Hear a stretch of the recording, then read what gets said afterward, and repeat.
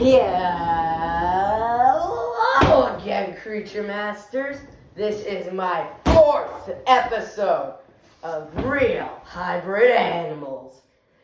My first one was the Kama, the second one, the Boa Conda, and my third one, why am I blanking right now? Oh, right, the Liger, which I would really highly appreciate if you watched and liked all 3. Today's hybrid is going to be called a Grolar Bear. It's also called a Pizzly, but I prefer a Grolar Bear. I think it sounds cooler. It's a hybrid of grizzly and what's wrong with me? Polar bear. They are, unlike every other hybrid that has been in my videos, a wild hybrid. One that was created in the wild.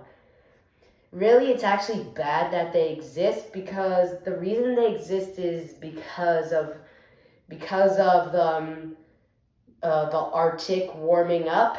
That means that the grizzly and polar bear are more forced into the same habitat, probably making this hybrid more and more common, even though it's really rare. They often have whitish hair like fur like polar bears, but with grizzle-like brown patches around the eyes and feet, along with long claws, which probably makes sense because grizzly has really long claws. Like I said, they have a really cool pattern with brown patches.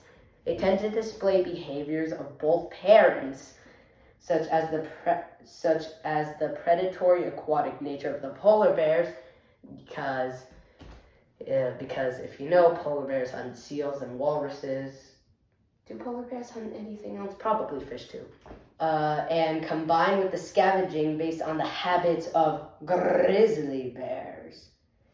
And they're actually a really good hybrid. I mean, they're in the wild. They aren't created by humans. This is natural.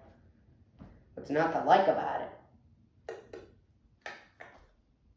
It's actually a really cool hybrid. It's actually really good that they're made in the wild.